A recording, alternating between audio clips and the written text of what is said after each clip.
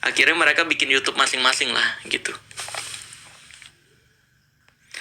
Pangeran mandi minyak real kah bang? Nah, kamu bisa lihat juga di YouTube ada pembahasan rahasia di balik mandi minyak panas. Kamu cari aja di YouTube pesulap merah minyak panas, nanti keluar videonya.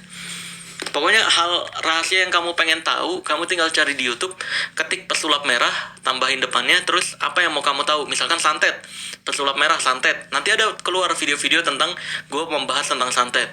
Kayak misalkan air keras, kebal air keras, pesulap merah kebal air keras, nanti keluar video gue tentang membahas kebal air keras. Kayak mandi beling atau jalan di atas beling, tinggal cari pesulap merah kebal beling, nanti keluar. Semuanya udah banyak sih guys, dan gue nggak pernah membahas sesuatu hal yang udah pernah gue bahas. Jadi memang makanya gue menyeluruh tuh, bongkar semua rahasia perdukunan. Kayak ilmu menambah beras, tinggal cari pesulap merah tambah beras, nanti keluar. Danu juga pembohong itu. Dia ngaku-ngaku bisa ngelihat jin, ngelihat malaikat, pembohong.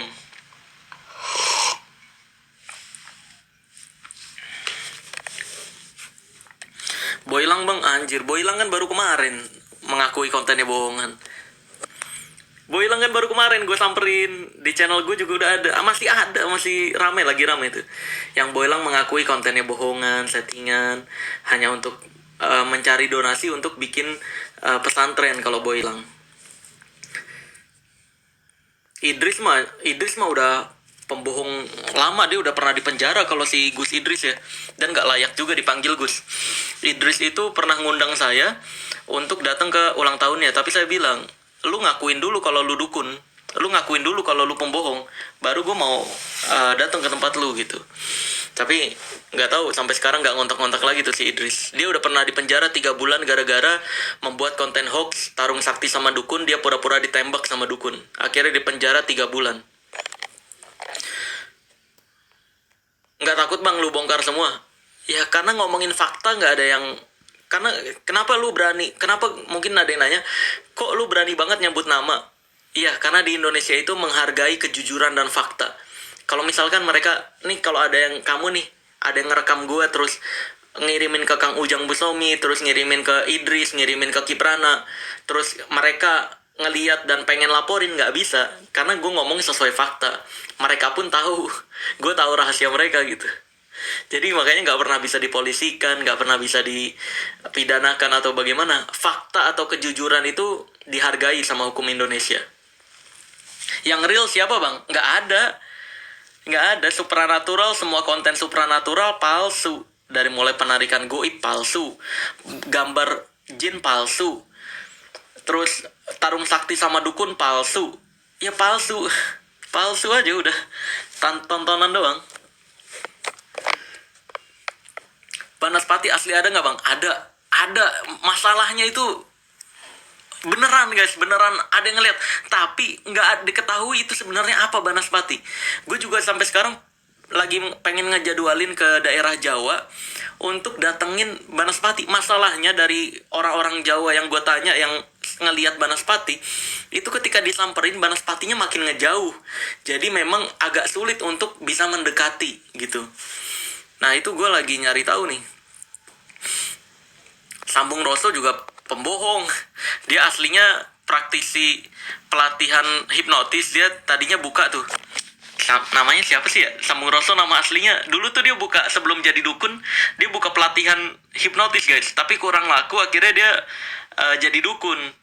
Dan dukunnya ya settingan juga, bikin bayar orang untuk pura-pura buka mata batin. Padahal aslinya dia hipnotis. Cuma ya hipnotis dia udah tutup pelatihannya.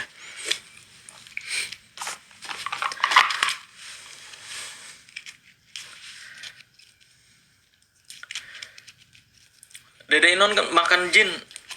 Wah, banyak yang ketinggalan banget. Banyak yang bukan subscriber channel gue berarti ya. Dulu pas Dede Inon awal makan raja jin, itu kan dia dihujat sama masyarakat Indonesia, dibilang pembodohan dan sebagainya. Lah itu kan klarifikasinya di channel saya guys, itu juga viral. Jadi memang viral berkali-kali ya gue ya, luar biasa ya, Masya Allah. Pada saat sama Dede Inon, klarifikasi Dede Inon itu yang makan raja jin itu dia ngejelasin kontennya sebenarnya hiburan doang, cara bikin raja jinnya dari apa. Itu kan ada di channel saya, viral dan trending di Indonesia. 2 video waktu itu dalam seminggu. Jadi memang yang sama Dede Inon tuh viral banget tuh dulu pas dia klarifikasi Raja Jin gitu. Karena awal munculnya Dede Inon ya dari situ.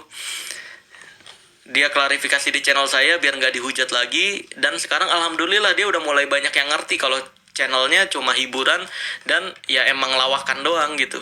Dan alhamdulillah sekarang Dede Inon naik kan gitu, karena dulu ya dia nggak nyaman dihujat, nggak nyaman, seninya dia nggak dihargai, padahal dia niat kayak gitu untuk bikin hiburan doang gitu.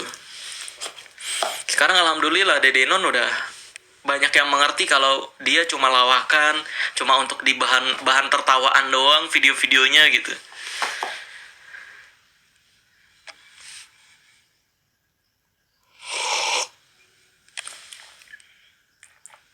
MBK terima kasih banyak. Waduh, MBK namanya kayak bedak ya. Kopi gajah. Oh, ini gelasnya doang kopi gajah guys. Isinya bukan kopi gajah, ini dapat hadiah nih. Kan gue kalau beli kopi tuh yang dapat hadiah aja. Kayak misalkan hadiah, wah kopi ini nih lagi dapat hadiah gelas nih, gue beli. Wah kopi ini dapat hadiah piring nih, gue beli. Jadi kalau kopi yang gak ada hadiahnya gue nggak beli. Ini isinya bukan kopi gajah tapi. Ningsih gak dibaca. Ningsih apanya yang mau dibongkar guys? Ningsih Tinampi apanya yang mau dibongkar?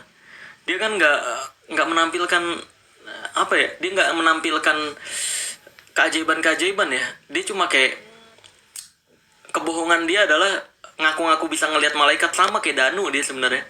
Bedanya Danu ngeduitin orang, saya dapat infonya. Kalau Ningsih Tinampi dia bayar seikhlasnya gitu.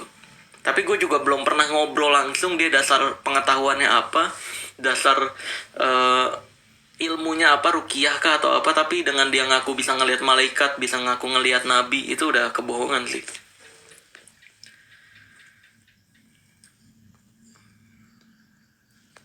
Soleh Pati ya jelas bohongan. Itu nanti gue akan bongkar kok rahasianya. Ada videonya nanti di kedepannya. Gimana cara melihat dengan mata tertutup.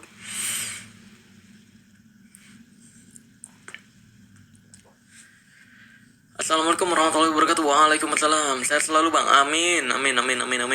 Kamu juga semua sehat selalu dan semoga dikelilingi orang-orang baik. Amin. Aduh bentar, banyak banget pertanyaan nih. Bentar.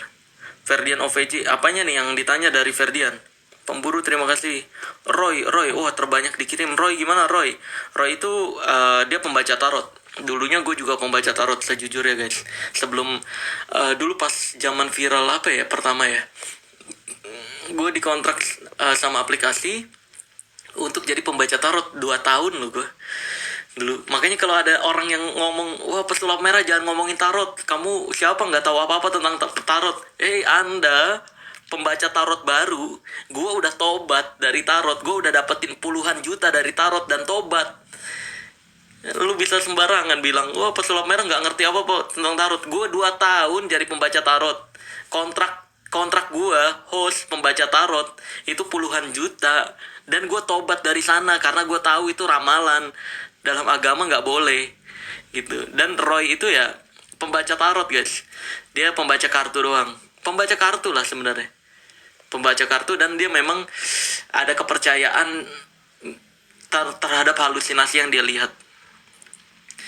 Mungkin kalau ada yang kenal gue dari zaman gue masih jadi pembaca tarot, ada nggak di sini guys? Di sini ada nggak? Coba, gue penasaran deh. Di sini ada nggak yang kenal gue dari zaman gue masih jadi pembaca tarot? Dulu gue udah pesulap merah juga, gue lagi viral yang difitnah menghina pencak silat kalau nggak salah deh. Kalau nggak salah itu yang pas gue zaman difitnah menghina pencak silat waktu gue sama MMA. Gue deket sama anak-anak MMA. Masih inget gak? Ada gak orang di sini yang kenal gue di zaman gue viral collab sama anak-anak MMA, sama Bang Theodorus Ginting zaman dulu tuh. Gue masih jadi pembaca tarot tuh di situ. Ada gak? Wih keren, ada. Ih keren lu. Saya bang, wih keren. Iya, gue 2 tahun guys jadi pembaca tarot. Sebulan gue live tuh 10 kali dulu. Dulu gue nge-host 10 kali sebulan. Dan 10-10-nya gue jadi baca tarot. Selesai live gue nerima telepon baca tarot di luar live. Dibayar gue baca tarot kartu. Makanya gue tahu persis bagaimana cara baca tarot, gimana para pembaca tarot, kenapa gue bisa ngebongkar pembaca tarot dan sebagainya. Karena gue pelakunya dulu. Tapi ya 2 tahun gue mikir, aduh tobat deh, gue tobat. Akhirnya gue berhenti dari pembaca tarot, ganti konten waktu itu. Gue ngajuin kontrak, nggak baca tarot lagi. Gue ngajuin kontraknya bagi-bagi hadiah. Akhirnya kontrak 1 tahun terakhir gue bagi-bagi hadiah tuh. Duit hadiahnya dari mana? Ya dari baca tarot. Jadi ketika itu rahasia yang gak pernah gue bahas guys. Zaman dulu 2 tahun gue dapet gile sebulan puluhan juta dari tarot. Gue baca tarot dapet sebulan puluhan juta. Pas gue tobat 1 tahun terakhir kontrak gue bagi-bagi, gue tobat dari tarot, gue bagi-bagi lagi tuh duit. Jadi duit yang gue bagi-bagi adalah duit hasil baca tarot. Gitu. Nasihin gak layak dipanggil ustadz ya. Nasihin itu ustadz gadungan. Nih, rekam kirim ke dia. Nasihin itu ustadz gadungan. Dia dukun paling kurang ajar karena bawa-bawa nama ustadz di channelnya. Padahal dia pembohong. Dia pernah dipanggil polisi juga untuk mengakui kontennya hanya hiburan atau kontennya hanya bohongan. Kamu cari aja Nasihin dipanggil polisi. Itu dukun paling kurang ajar itu Nasihin emang. Karena dia bawa-bawa nama ustadz di channelnya. Padahal nggak layak manusia sampah kayak gitu bawa-bawa nama ustadz ya.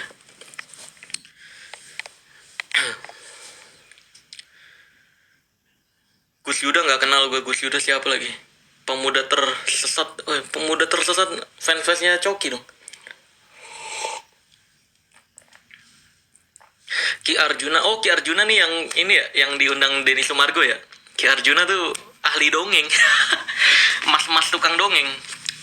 Pernah dia bilang ke gue tuh, pesulap merah ini, gue pernah nonton tuh, dikasih linknya. Dia ngomongin pesulap merah, tai kucing, mas-mas tukang dongeng aja ngomongin pesulap merah. Ya gila men, ilmu lu dongeng doang ya. Nih pak, tolong kirimin ini ke si Arjuna itu, ke mas-mas tukang dongeng itu ya. Sorry tuh saya nih, ilmu lu tuh cuma dongeng doang. Ngapain pakai ngomentarin pesulap merah yang menyampaikan fakta? Waktu itu ada dia soalnya. Video ini boleh direkam ya guys ya, boleh direkam. Ini tertuju untuk si Arjuna, mas-mas tukang dongeng. Ya. Waktu itu pas gue lagi kasus sama si Udin, dia bilang, pesulap merah nih kalau dilihat memang bagus niatnya, tapi makin kesini dia kelihatannya mencari keuntungan sendiri. Lalu sekarang apa tukang dongeng? Lu apa? Lu diundang-undang pun lu terima kan tukang dongeng? Lah gue diundang-undang untuk menyampaikan edukasi. Gue diundang ke TV, diundang kemana untuk menyampaikan edukasi. Sedangkan lu untuk menyampaikan dongeng demi duit, ya kan? Ngaku-ngaku pernah jual pocong. Aduh. Ngaku-ngaku bilang jenglot itu berasal dari bertapa dulu. Das mukui. Jenglot kok dari bertapa? Jenglot itu nggak pernah ada benda aslinya. Jenglot itu ya palsu. Jenglot itu pajangan. Gitu. Maki komentarin nyebut-nyebut nama pesulap merah. Gue hajar juga nih. Gue lagi mau ngegas sih dia nih. Nanti ya. Gue lagi kumpulin video-video dia ngelakuin penarikan goib, terus kayak ritual-ritual kayak pakai topeng gedruk, tai kucing lah. Dongeng. Mas-mas tukang dongeng emang. Sebel banget gue sama dia tuh. Banyak banget yang bahas dia bang, bahasnya. Ya apanya yang mau dibahas, ilmu cuma dongeng kayak gitu doang. Ahli dongeng doang gitu. Males banget gue juga sebenarnya bahas. Tapi ya nanti gue bahas ya, karena dia udah nyenggol gue duluan. Konyol-konyolan, anak baru berani-berani nyenggol sepuh deh, sepuh, ajarin dong sepuh. Mas-mas tukang dongeng. Aduh. Semua penarikan goib pokoknya palsu ya guys, mau dipraktekin siapapun palsu. Ntar lihat aja gue gas juga nih tukang dongeng ini nih. Ujang Bustomi ya bohongan, kan di channel YouTube gue udah pernah gue bahas dan udah gue samperin malah sebelum Udin. Itu viral juga yang pas sama Ujang Bustomi tuh guys.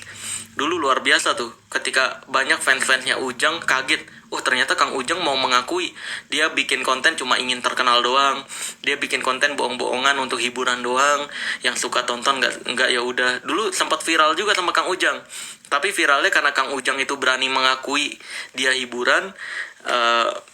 Ya nggak gimana nggak nyampe dilaporin polisi dan sebagainya karena Kang Ujang mau mengakui kontennya bohongan doang dan hiburan doang gitu.